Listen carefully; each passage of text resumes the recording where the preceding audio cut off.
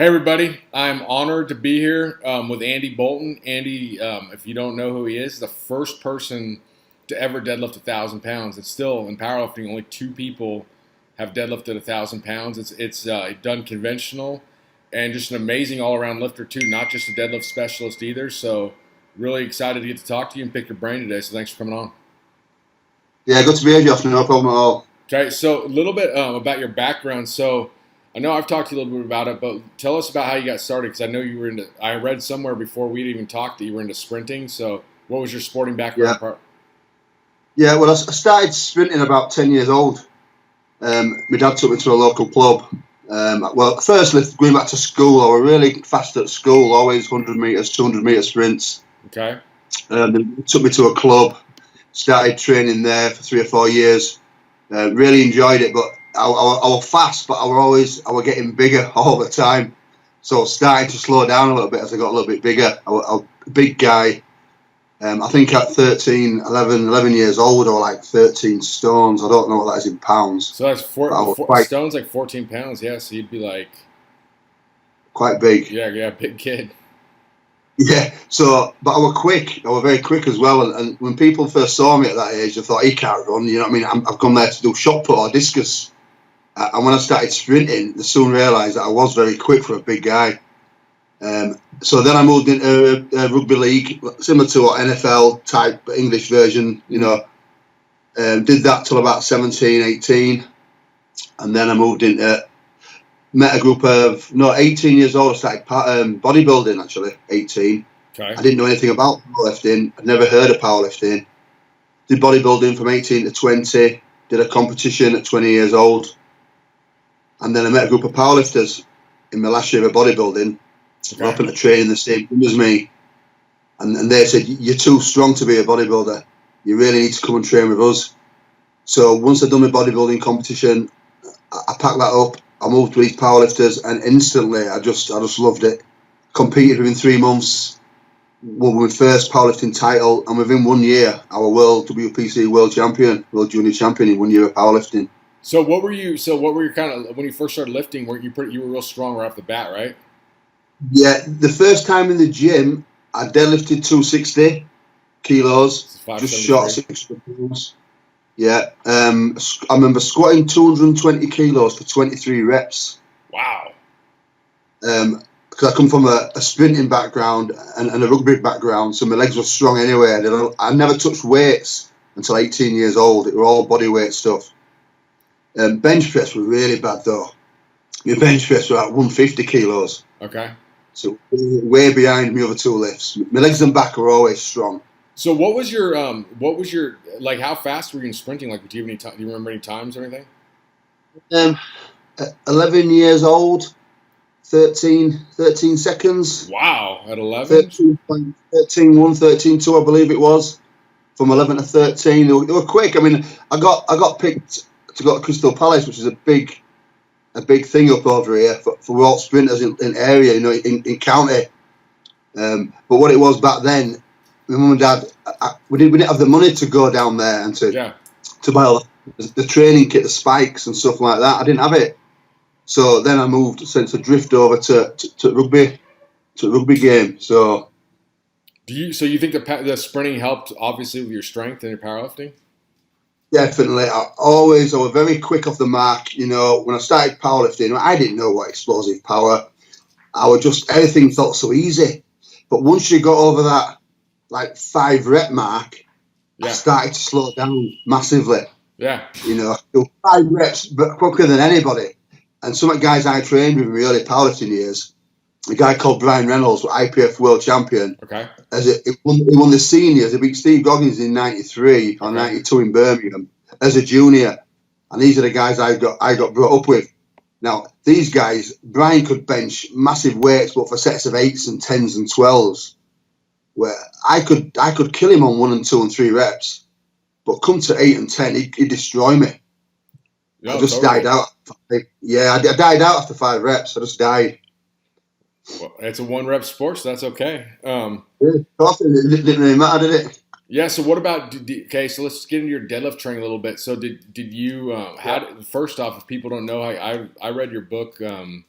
You did a book with Pavel. I don't remember what it Yeah, was, but I read that in another ebook you did on deadlifting a while back. But not everybody here knows your training, so tell us about it. How'd you train deadlift? well, deadlift for me, I stumbled across the system I use with the speed work by accident. I was training heavy as a 20-year-old when I first started powerlifting. I had an idea about cycling training because I trained with a group of powerlifters who were international powerlifters, Yeah. European world champions. But we were sort of learning as we went along. So I remember when I was deadlifting big, I remember Gary Heisey at the time, as a young kid, had the all-time world record at Yeah. 419. So I remember I was going against Gary as a 22-year-old in England. He come to England for the WPC Worlds. Okay. And I remember hearing a rumour that Gary had done 385 or 380 for 2 reps in training. So I did 385 for 3 reps in training. And it took me everything to do that. My nose was bleeding, it was all out maximum effort. And then I went to the competition against Gary, and he destroyed me. I could only pull 380 kilos, where Gary went on to just miss 420 for an all-time world record. Wow. So I was thinking I'm as strong as this man because I've just done the same reps as him in training. So I'd had 5 weeks off. I had 5 weeks off training. So my best deadlift was 380. 5 weeks off training, no deadlifts for 5 weeks. I'd gone back to the gym, and then all guys were deadlifting. And I thought, I'll have a go. Let me have another go after 5 weeks. Yeah. So I didn't have any gym kit. I went and got my belt out of the car. Started warming up. Went 60 kilo, 100, 140, 180, 220, 260, 300 felt easy. 340. It moved quick, and I thought, this is new. 380. The weight that I just managed to get at the competition, it flew up like nothing. So Brian Reynolds said to me, you know what's next? And I didn't know about pounds. I didn't know what the big marks were in powerlifting. I've only been doing it a couple of years. Yeah. He goes, you got to go 900. I said, what's that? He goes, 410. So I did 900 and it moved easy. So I've just put 30 kilos on my deadlift at 22 years old in an instant like that. He goes, what do you want to go next? I said, what's the biggest deadlift ever done? He goes, 419. I said, put 425 on because I wanted to smash it in training. And I pulled 425 within an inch of lockout. Wow. I just couldn't push my hips forward at the top. I didn't know anything about pushing my hips forward, using my glutes. I was just pulling it. I didn't know what technique was. I'm just pulling. And so what year was this? About? That was in 92. Okay. 92. Yeah, because I was still a junior. 92, and this one just in training session. No, sorry. I pulled against Gary in 92, and then I had 5 weeks off after that. So it would have been end of 92, start of 93 when I figured this out. Okay. So after pulling that, I'm thinking, hang on a minute. I've been training too heavy all this time. So from that moment on, I backed it off and I started doing less rather than more. And then I went to the WPC World Championships in 1993, and I won that. Pulling, I can't believe what I pulled, but I squatted my first 400, 410, 900 pound. Benched okay, and then I pulled I can't remember what deadlift I pulled. I think I pulled 382, 385. Okay. And I won the senior worlds as a junior. I beat Kieran Kidder and all them guys. Oh, the I was guy still a junior. Kieran Kidder, the WPO?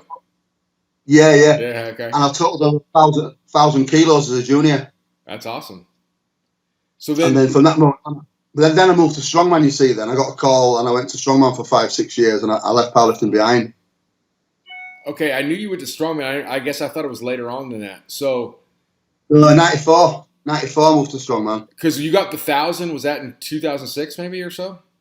Yeah, 2006. Yeah. So you go to strongman. Sorry, sir. Go to strongman, and how'd you do? Tell us about your strongman. I don't know as much about your strongman. I know you did it. Started strongman in 94. Never really enjoyed it. It wasn't powerlifting. Yeah. It was completely different. And back then it was run by a couple of people, and it was like there were no qualifying competitions. It was if you were good, they'd pick you, but they had the favourites. Sure. There were no way where I win this competition, you go to World's Strongest Man. There were none of that then. So I remember going to the first competition, and there were 5 of us who were new. And whoever come top 2 in the first 2 events went on to compete against Magnus Ver, Manfred Herbel in a big competition up in Scotland. And I remember doing all 5 stones in 18 seconds. And I won them first 2 events, and I blitzed everybody. And I went on to compete against Magnus and them. And I placed well. I think I placed top half at field out of 12 guys in my first big competition. That's awesome. So it went from there. So I was actually strong, and I was fit, I was fast. But it was more the enjoyment. I wasn't enjoying the long events, the pulling the trucks. I was more into the all-out power events. Well, especially then, it was more endurance biased, huh, back then? Yeah, it was. I mean, I remember in 94, 95, I got a call up to the World Muscle Power, which was the last big competition before World's Strongest Man that year. And I remember Gary Taylor had won the World's Strongest Man in 93. And I got asked to go to the World Muscle Power at the end of 93, 94, where Gary had just won the Worlds. And I competed against Gary, Magnus, Manfred, all them top guys up there. And I'd not been training for 6 weeks. Mm-hmm. So I was moving house. I hadn't trained. I got a last-minute call-up within 2 days' notice. So I went up to there, drove up to Scotland by myself. No, our kid went with me. Slept in the car the night before the show because we got there at 2 o'clock in the morning. Yeah. Competed for 2 days against the strongmen, and I placed 8th place out of 12. Wow. With a day's notice against Magnus, Manfred Herbel, Gary Taylor, just some World's Strongest Man. And it really opened my eyes to strongman, how good I needed to be. So then I put the work in, I started working. But I never really got that invite to World's Strongest Man. I got 2 invites to World's Strongest Man. And they're always at like 4, excuse me, cat. That's fine. At 4 weeks notice. Oh, wow. Yeah, so, and at that point, I was drifting back to powerlifting again, starting to drift back to powerlifting. So I said, if you give me more notice, I'd quite happily do World's Strongest Man. But I never got that notice that I needed. Well, it was a lot. The events then too were more. Seemed like it was a little more endurance based. Cause I remember I thought I saw one where the log press was like 230 for reps or something. So somebody like you, I mean that wouldn't even be an amateur lightweight contest now. It was like that back then. We did like an incline board. You had to stand up against the board like that.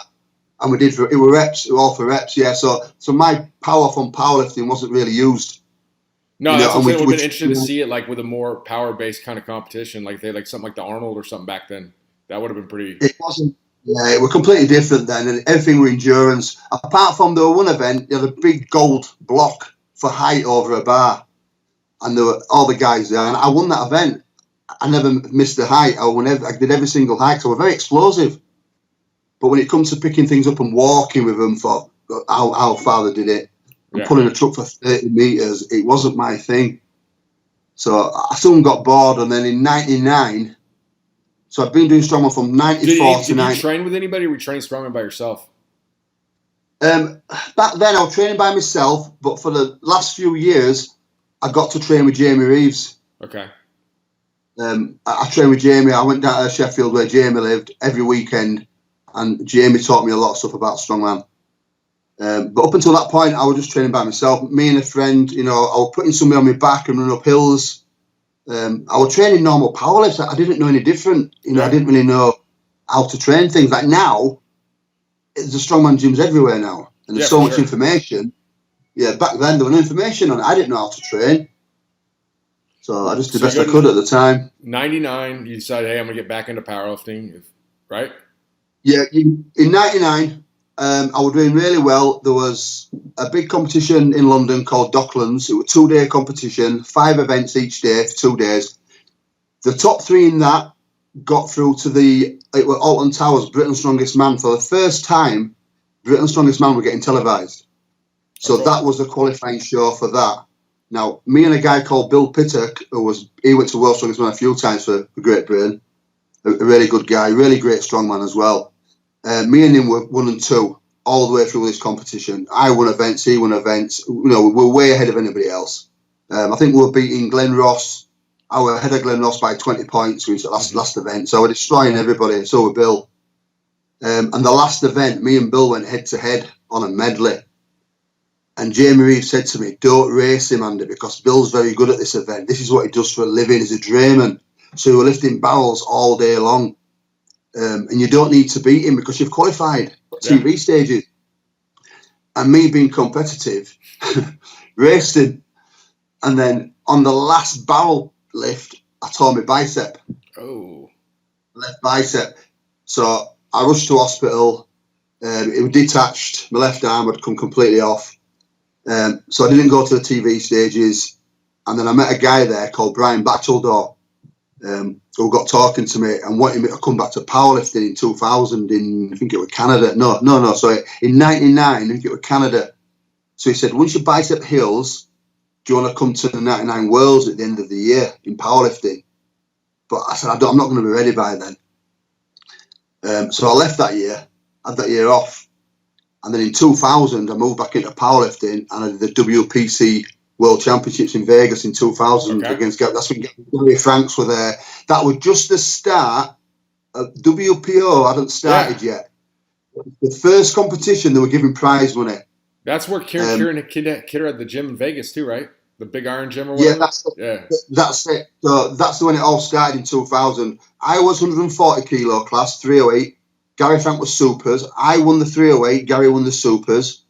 I'd just pulled 407 and beat Herrick Badenhurst all-time deadlift record in that weight class. And then me and Gary had both won his class, but we hadn't gone against each other yet. So then I won that in a heavyweight class. Then I went to South Africa, 2001, and I moved up to super heavyweight, but Gary didn't compete at that year. And that's where I pulled 418. Believing I'd pulled more than Gary Heiss's world record. And then I later found out it was 419. Oh. So I slipped in by a kilo. So then I went to British Championships, the next competition, and pulled 420 and beat it.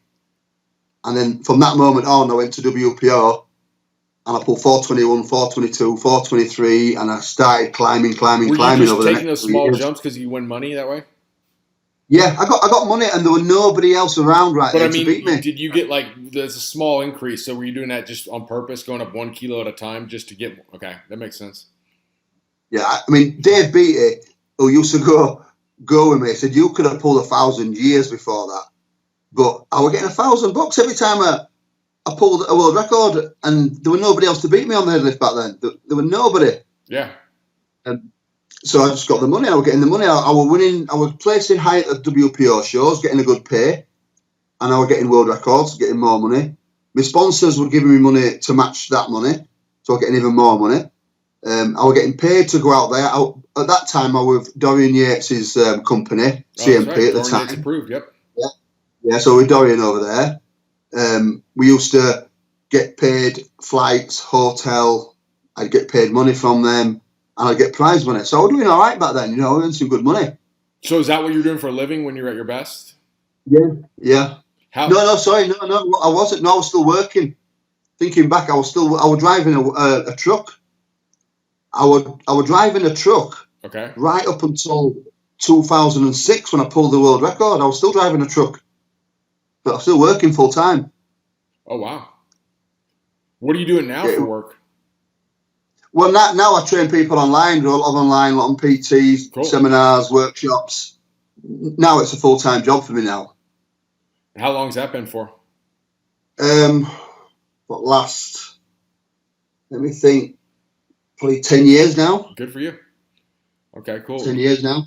But it all comes from that 1,000-pound deadlift, to be honest. It all comes from that one moment. It's a huge milestone. It's just, you say it like that, it's a huge milestone. It's like something a lot of people thought would never happen. So that's a big deal, you know what I mean? And then plus you also showed it wasn't like a one-time thing. It wasn't like you just pulled 1,000 pounds and disappeared. You worked your way up. You first did nearly 900, in the early 90s. Then you incrementally just kept watching. I remember watching you increase that world record over and over and over again. So I think the longevity is what people admire and want to learn about as well.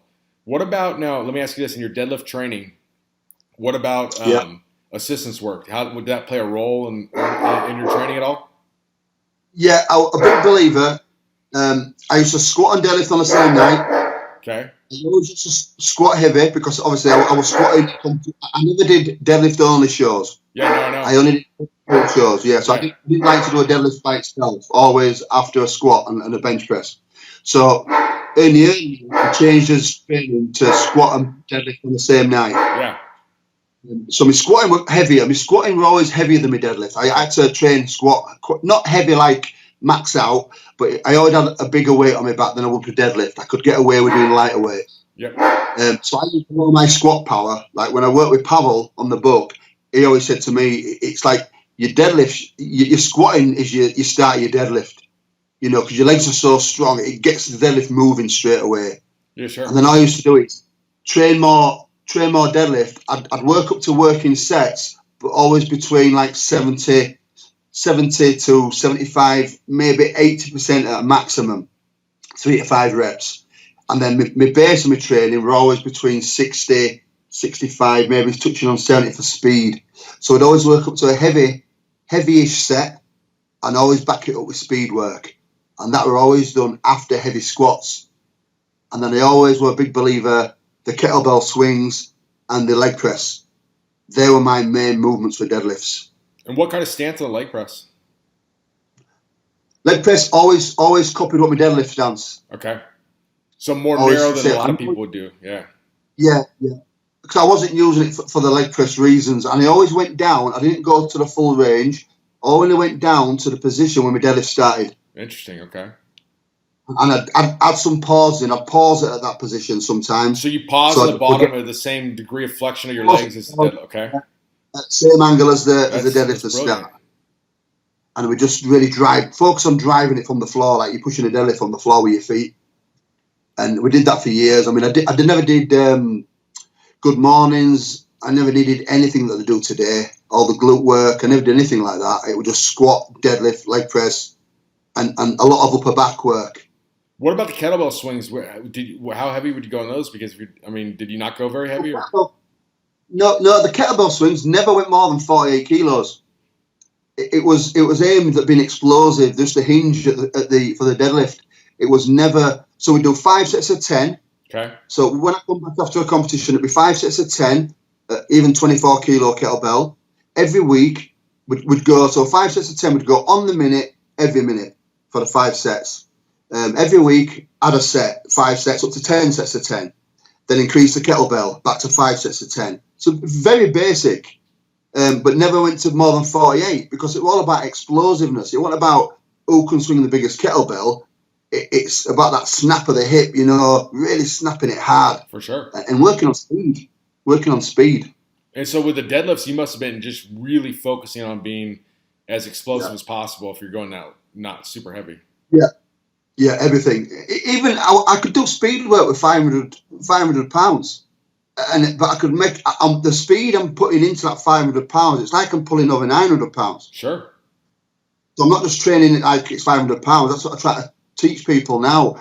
Because you're not treating fat. You can get stronger by training lighter, but more effort into the weight.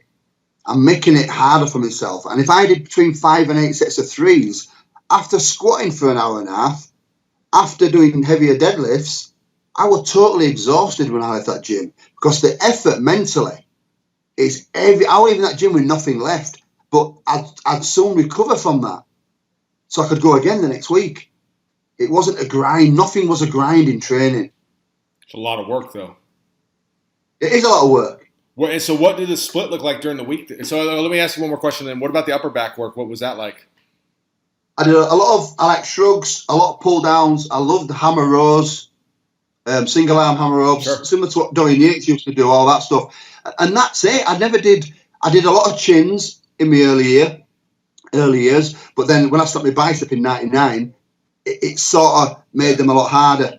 I felt a pain in the arm, so I'd go to pull downs, but I never killed it on these movements. Always between 8 and 12 reps. I never did it to failure. I'd work heavy off season on these movements when my deadlift wasn't as heavy, but never to the point of doing forced reps or anything like a bodybuilder. Always save reps in the tank. Mm-hmm. A hard set of 10, I could always do 15, but I'd always leave it at 10. but really focusing on squeezing.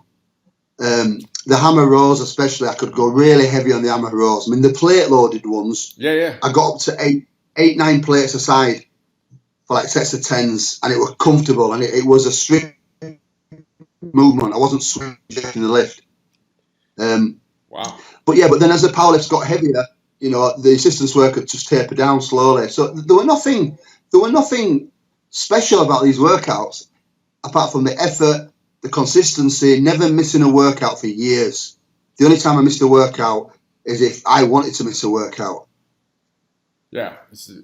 I think the special part here is what is big is I think it's all about your focus and intentionality. It sounds like every exercise has a specific purpose, and if you masterfully execute that to that perfect purpose, you don't need a bunch of bells and whistles. You do, and the other thing, when I did workshops and seminars later on, I'd always say to them, everything you're doing in a workout plan, when you're training for something like this, it's got to have a purpose, like you just said. So everything, like I would never do standing. I'd always train calves as well because I didn't want any weak links. But I'd never do calf standing up because I save the standing work on my shoulders for squats. So I do seated calves and toe press on a leg press machine. If I did any shoulder work, I'd always do it seated to save my lower back for the deadlift. I was very not lazy. Everything was specialised. So, and the guys in the gym say I was a lazy trainer because I'd only do certain things that were going to help me. But they didn't understand back then. They were just like, oh, Andy, you're not doing this, you're not doing that. I don't need that. What's the point of doing things that are pointless? Like arm curls. I'd probably do 2 sets of arm curls every couple of weeks. I didn't need them. Yeah, I think a lot of people just throw in junk volume where they're going I don't really focus or have any intentionality on what I'm doing, so I'll just do more, and hopefully it adds up to doing a few sets perfect, which it doesn't. But I think that's. And the big thing today now, especially with YouTube, all the good athletes do a certain thing for a reason. That's why they're good and they're great athletes. Yeah. But you get all these younger lifters now coming up who see what they're doing, and they try to copy what they're doing, but they don't know why they're doing what they're doing. You see, I never used deficit deadlifts because I tried them and I found I hurt my back a little bit. I wasn't pulling in a natural position for me when I was bigger, so I stayed away from them. But now people say, "Oh, deficits are great." Well, how do you know they're great? Because so and so does them. I've seen him doing them. I've seen her doing them. That doesn't mean they're good for you. Yeah, You've got to pick your strengths. Well, how do you think you were so good at getting down? Because obviously you're lean for a super heavyweight, but you got down. That's one of the issues people don't think about when you gain weight. It's harder to get down the bar, but you seem like you never had a problem getting into position. What do you think the secret was? It is. I played around with my body weight. I figured out quite early when I got to around about 152 kilo. That was my strongest. I squatted 1214 at 152 and I pulled 1,000 at 152. Now, I tried going to 160 and my deadlift went to 420. I couldn't hold it. My hands got put. Yeah. My squat would go up a little bit, maybe, but then my deadlift would come down. My bench would go up. But what I was gaining on a bench press, I was losing on my deadlift. So, and the deadlift's the one that you need to win competitions. And I was always a free lifter. I wasn't a deadlift only guy. And I couldn't just put a pair of straps on and lift it like that.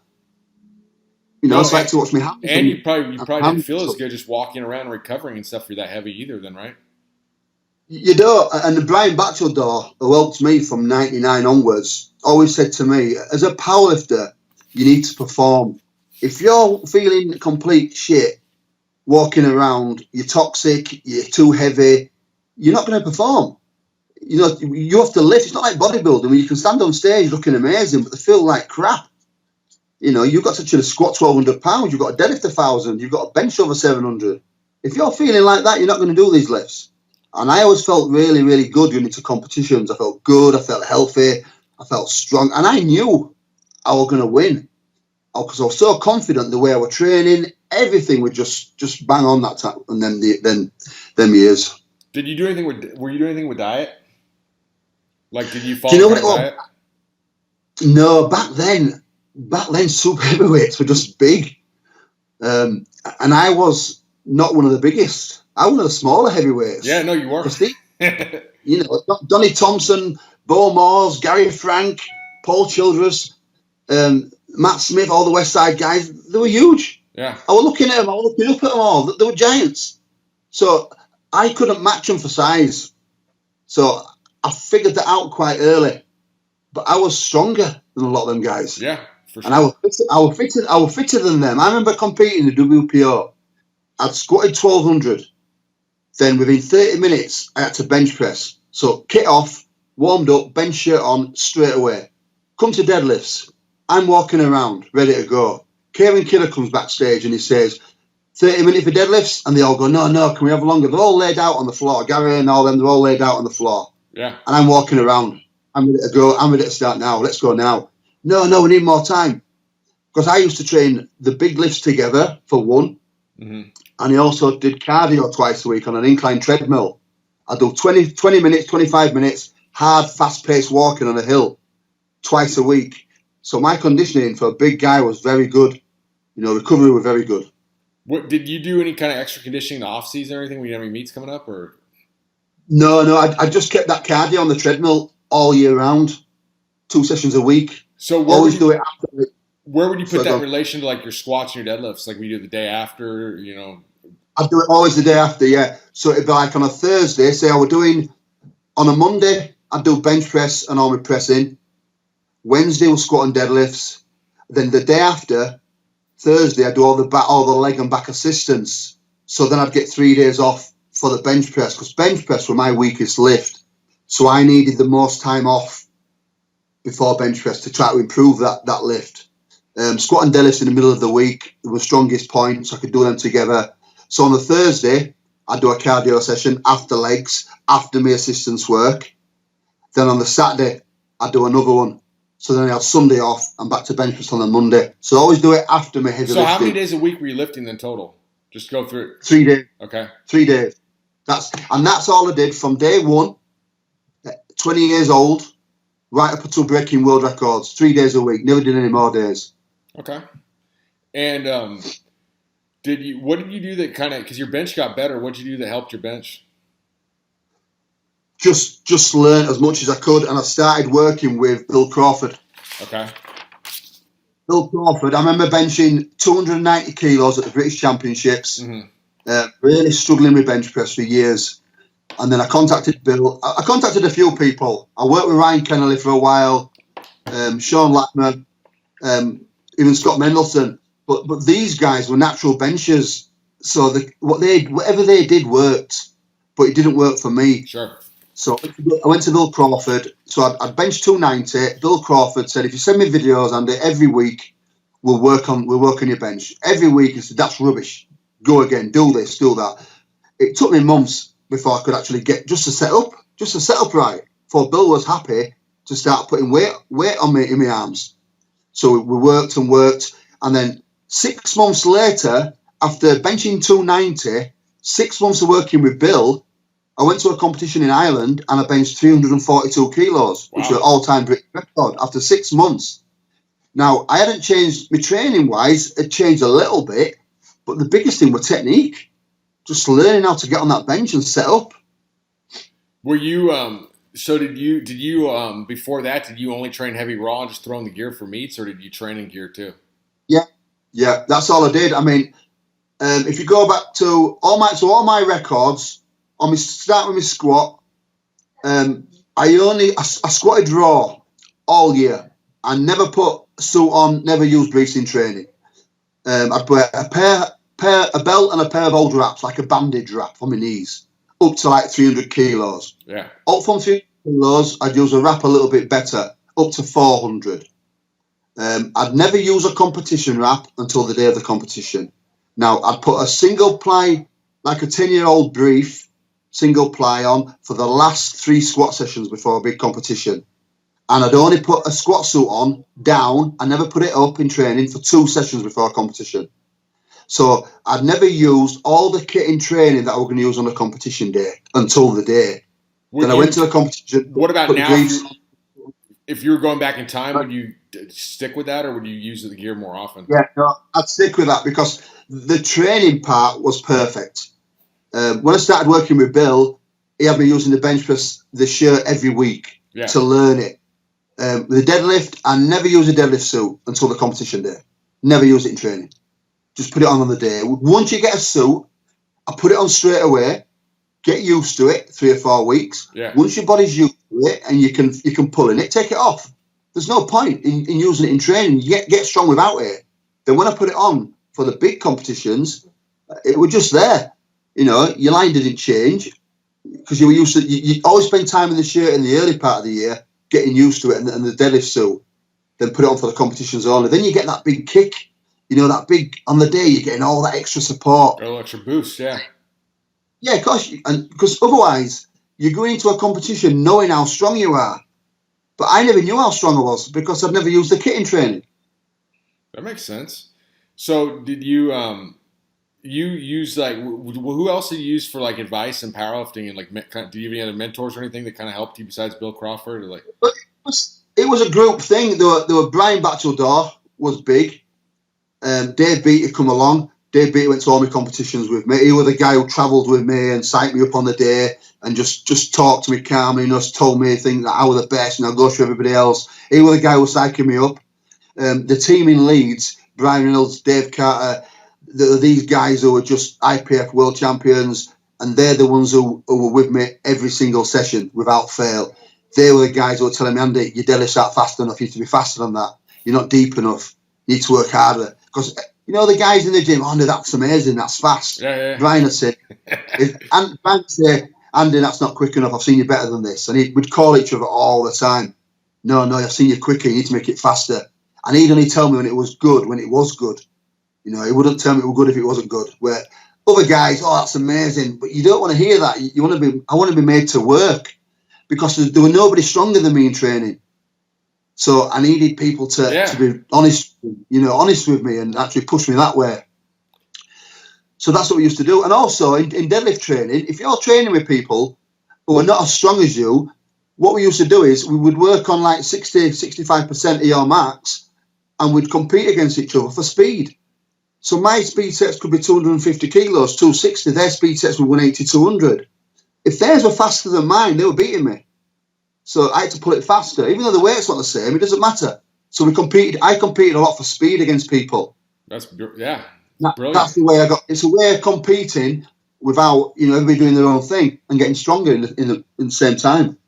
What about, so when you're getting ready for a meet, like how far out would you do your heaviest lifts with tapering in the contest? Well, on squat, when I was coming up and I was squatting up to 400, 410, so 900 pounds, I do the biggest squat 10 days out. As I got stronger and I went over 900 pounds, it became 3 weeks out. So because I used to train on the Wednesday, so it was like 3.5 weeks. My biggest squat, and I never went more than 440 kilos, 970 in training for the big one when I squatted 12-14. Never squatted more than that. But the way I did it was in very little kit, so I was a lot stronger. Bench press, Bill had me doing the opener about 7 days out to a one board. And on deadlift, there were different ways I did this on deadlift. I figured out what I used to do is, for a time breaking all them world records, I'd work off a 2-inch board. So all my year was spent pulling off a 2-inch board, working up heavy on that. Mm-hmm. Then after them boards, I'd always go to the floor and just do 3 sets of 3 for speed work, just to keep the movement going off the floor. Yeah. So I'd do the boards all year, and I'd stop the boards, I think about 8 to 10 weeks out from a competition, when I peak anywhere between 360 kilo and 400 kilo. Anywhere from 360 for 8 reps up to 400 for 3 reps. That'd always be 8 to 10 weeks out. That'd stop. And then I'd go to the floor. Now, my floor work, I'd always be around 180 to 200 to 220 kilos, rotating round. So 1 week, 180, 3 threes, 200, 3 threes, 220, 3 threes, then repeat 3-week cycles. So now, when I stop the boards, I'd now pick up this speed work again. The first week start at 180, so that's giving you quite a bit of rest after the big one the week before. And now take big jumps now over the next 6 weeks, 5 weeks, and I'd work up to 350 3 weeks out, and then I wouldn't deadlift for 3 weeks. So it sounds like when you came back and pulled that heavy weight after that 5 weeks, that had a pretty big impact on your philosophy, learning, Yeah, I was learning all the time. I mean, at the beginning, I'd try deadlifting 3 weeks out, and then I'd move it to 4 weeks out, then 5 weeks out. Then I tried doing boards up to 8 weeks out and only doing speed work I would go up to 770 again, 3 weeks out, but that's when I did the 1,000. And there were 1 year, and this all depends on if you're pulling big deadlift after big deadlift, competition after competition after competition, and you're not failing lifts, you can do less in the gym because your body's got these lifts. It don't just forget these lifts. It's the guys who are struggling and training too heavy and missing lifts at competitions. Then they're in a hard place then because they're a little bit lost now because the body's overtrained all the time. Where my body wasn't overtrained, I was never missing deadlifts in competition. And 1 year for the 2003 Arnold Classic, what I tried for 8 weeks, I never pulled more than 272, 600 pounds for 8 weeks. Wow. I thought, let's go a step further. Let me try. So I started off at 200 kilos, and every week I increased it a little bit. So 3 weeks out, it might have been 10 days out from the Arnold Classic in 2003, I pulled 600 pounds for 3 reps. That's all I did. Now, that 600 pounds was so fast, I could have pulled it to it. I could have high pulled it. That's how quick, that's the speed we're talking. I went to the competition that day and I pulled 423 for an all-time world record off back of 600 pound deadlift for 8 weeks. So it just, you don't have to be killing yourself from deadlifts. Did you do any kind of, because you're so explosive, I don't know if that's just residual carryover, or did you actually do any kind of jumps or short sprints or anything? I did at the beginning, yeah. In the early years, I mean, I've got a guy who lives next door to me now, and we were talking last week, and he was saying he remembers me in the early years, a lot of box jumps. I used to do a lot of box jumps. Okay. Figured something like that. Yeah, a lot of standing jumps for distance, for height. So I'd jump up, right arm, left arm. I'd also do some short sprints where I faced the other way. This is what Jamie Reeves, in the early years, Jamie Reeves taught me to do. He'd have me facing the wrong way, then he'd call left or right. I had to react that side, and run backwards. Turn around and go. He'd also have me laying on the floor, and he'd say left or right. I had to get up off the floor, turn to that side, and sprint 20 yards. So I had to react quick, and he had me doing a lot of this in my early years. So, and I kept the jumps going a long time until I started getting heavier and heavier, and then it started to sort of hurt my knees a little bit. So I had to sort of taper them down then. But that's a lot of stuff I did in my early years. Yeah, I did. And what about, are you going to compete again, or are you done? Oh no, I'm going to compete. I'm going to compete again. I love deadlifts. I'm not interested in squatting in competitions anymore. Squatting's done. I've nothing to prove on squat, and squat for me is the one lift that you've got to have no fear under that bar. You've got to have a reason to be under that bar lifting them sort of weights, and I've no reason right now to get under that sort of weight. Bench press, I'll always bench press. I'll never put a shirt on again. There's just no need. It's not a thing today. Nobody's interested in what you're benching his shirt now. Deadlifts, yeah, I will compete again. When do you think? I don't know. I've only trained for 4 weeks on deadlift in 12 months since my kidney transplant. And in 4 weeks, from struggling with 70 kilos, I was deadlifting 400 pounds for 10, double overhand, with no strap, just double overhand, no hook, in 4 weeks. And then this lockdown happened, so I had to stop deadlift again. Are you doing okay with the kidney transplant? Are that all going good? It's fine, yeah. I got blood tests yesterday. My kidney function's about 65%. Everything's normal. I'm living a normal life again. I'm eating a good diet. I've started doing your hill sprints. I'm gonna move. Awesome. Week 1, session 2 today. We went out this morning, did five 40-yard sprints. Yeah, like perfect. Man, you got like perfect track runner form. I was watching when you sent me that video. Yeah, well, it just all seemed to come back instantly. All come back. How much do you weigh now? I'm 100 100 and about 242, about 250. Good for you. Okay, Andy. So, what kind of advice do you have for younger lifters coming up? Do you have anything you think could be helpful for people coming up? Yeah, just the main thing today, people sit in a rush and they want to get strong now. Obviously, when I was lifting, it took me years and years and years to learn this stuff. So number one is take your time.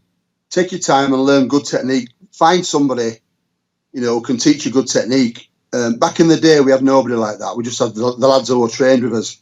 But now there's so many people out there can help you with these things. So learn good technique. Don't be in a rush to get strong. I'd rather, when I train people, I'd rather have them doing the lighter weight, working on form, and then slowly progress to speed work. And only then, when they can start pulling things faster without the form breaking down, will I start adding weight to them. Because it can take months for this, and people get frustrated and they want to be, oh yeah, but he's this strong, he's that strong. They want it now, but you've just got to be patient. Strength doesn't come overnight. It's a lifelong thing for me. It takes years and years and years. So basically, it's just take your time. Good form, learn good speed, good technique, and figure out what works for you. Don't try what other people are doing. Just figure out what works for you, most importantly, because it doesn't matter what people are doing out there. If it doesn't work for you and you don't like it, and main thing, if you like it, if you don't like doing something and it's hurting you, because somebody else says it's good, doesn't mean it's going to work and it's good for you. Well, I think you made a brilliant point earlier about the deficit deadlifts, because I liked how you said they didn't work for you. You didn't say, I hate them, they suck. You said it didn't work for me. And I think that's a key thing, because I used to always mess around with good mornings. I think because I have a long torso, it always tweaked my back. So, I mean, a lot of people that are strong like them, it just didn't work for me. Yeah, but also, if you start with a basic routine, like I did, and you keep getting stronger, just like I did, why do you need to put things in if you're getting stronger? So I never did good deficits. I did them in the early years, and I hurt my back, so I stopped them. So my deadlift kept on going up and up and up. And people say to me, did you do good mornings? No, I didn't need them. What do you mean you didn't need them? Because I was getting stronger every time I lifted. So what's the point of changing what's working? Keep what's working until it's not working. And then rather than changing everything, just change one little thing so you know what it is and try that for that. If you're training too heavy, the first thing, Jamie Reeves taught me a long time ago when I trained strongman with Jamie in my 20s, early 20s. He said, if you're going to a competition undertrained, you're always going to have more fight when the weight gets heavy on the platform. If you're overtrained and that weight gets heavy, you're just going to give up. It's as simple as that. So that stuck with me all these years, 30 years. That makes sense. And that's how I train people. Less is more when it comes to power. Well, it's like an immobilizing feeling to get up there and be like fatigued from training or something. It's horrible. It's the opposite. It's like negative momentum. It's terrible.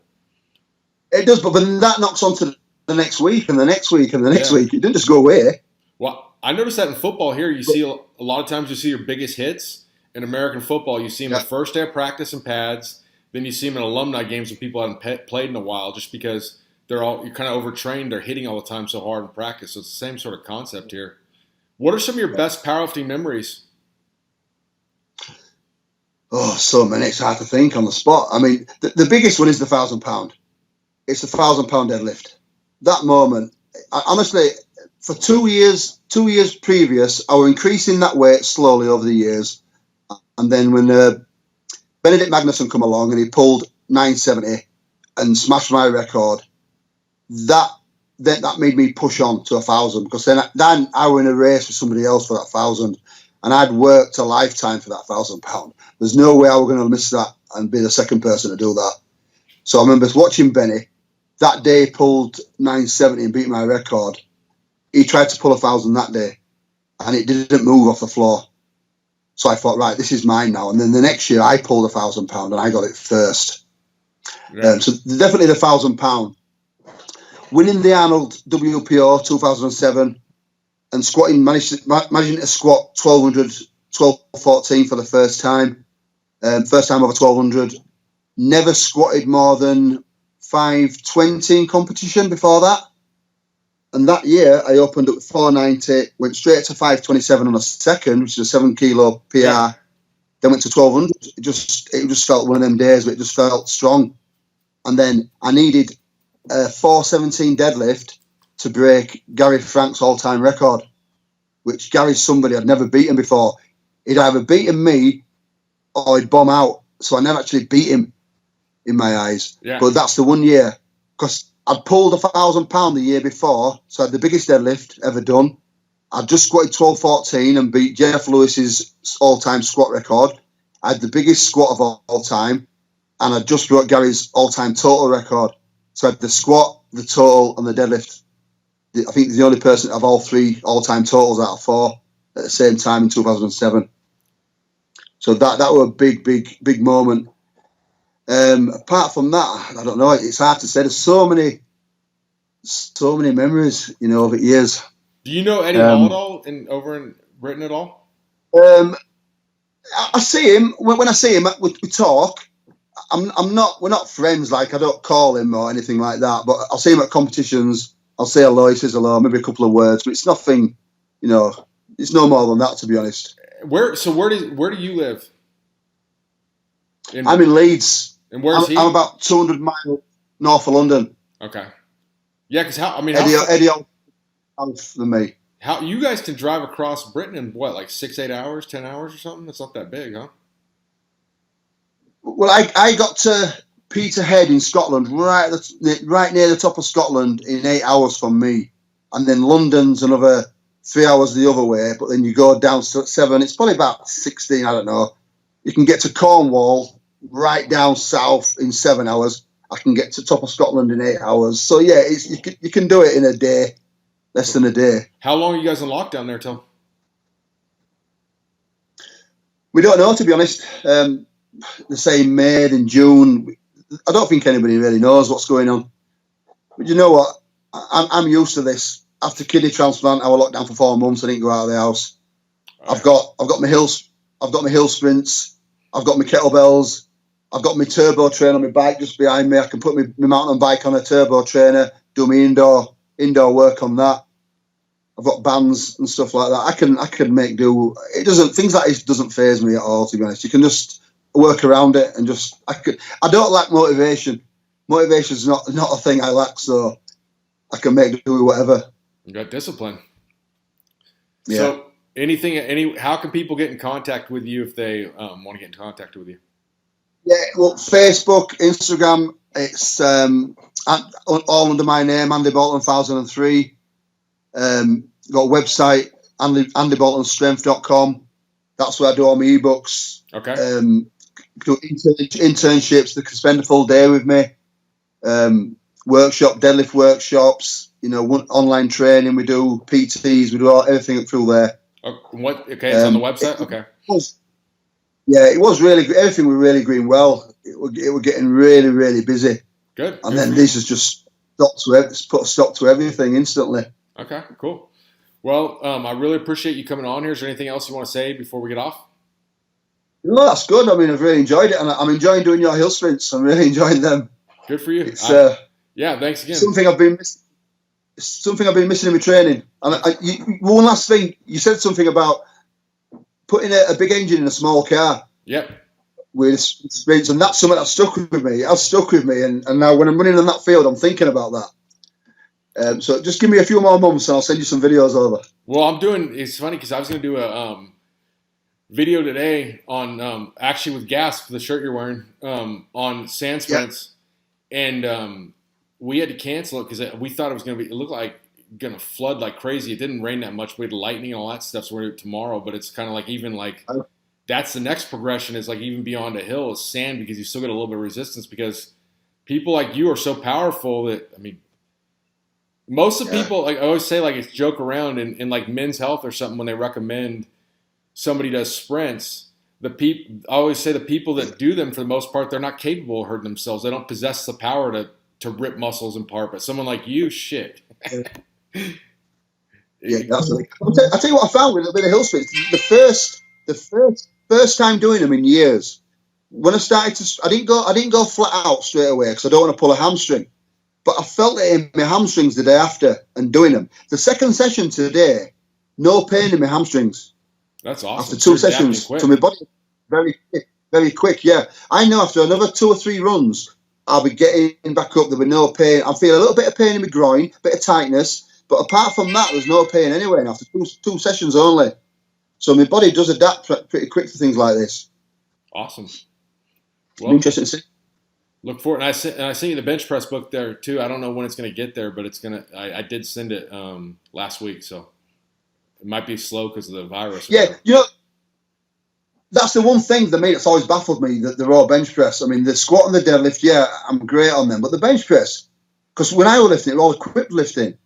Totally different. And now it's all changed to raw lifting. And I've got a lot of online clients raw benching, so I want to learn more about raw benching. And I know somebody who's worked for you. Okay. A friend of mine from Ireland has worked for you, and he said he's got really good results in a short time. So it'd be interesting to see how you do things. And interestingly, you know, it's sort of like someone asked Bill Gillespie one time something along the lines of like, "What's your raw bench?" And he said, "If I know I'm doing things wrong, that's sort of kind of like the attitude. It's literally like a totally different lift. Like that's how you have, you know." But your speed philosophy and all that's very conducive to it. But I think that's why you have people that quote unquote bench with bad technique that bench a lot, because like that just the muscle mass and stuff is so important to it compared to like you said on earlier, like working with Bill Crawford, it's all about setup, where you don't get the setup right, the whole lift is screwed. Where of course it is, yeah. And that's the main thing I try to teach people now is the setup. You can get I can get someone that's a bodybuilder. I always tell you, I can get someone that's a bodybuilder. They have a lot of muscle and they train hard to be into a pretty good raw bencher pretty quick. Where you know, the same couldn't be said for a shirted bench presser. So yeah, it's two different sports completely. I only ever worked on lockout. I never did chest work. I was very weak from chest raw benching. I never benched 500 pounds raw, but I could bench nearly 800 pounds in a shirt. Yeah, I'm sure you'd have good raw bench press if you trained it, just because you're so explosive. I think. Yeah. Well, you know. Yeah, the thing is, back then we didn't need raw benching. You see, we didn't need raw benching. It was all shirted in competition, so we didn't need to train the raw benching for that reason. But yeah, if it had worked it like now, it'd been different probably. Yeah. Absolutely. So cool. Well, I appreciate you coming on. We'll have to do this again sometime. I think I picked up a lot from this conversation. So thank you very much. No problem, mate. My pleasure. All right, Andy. All right. Talk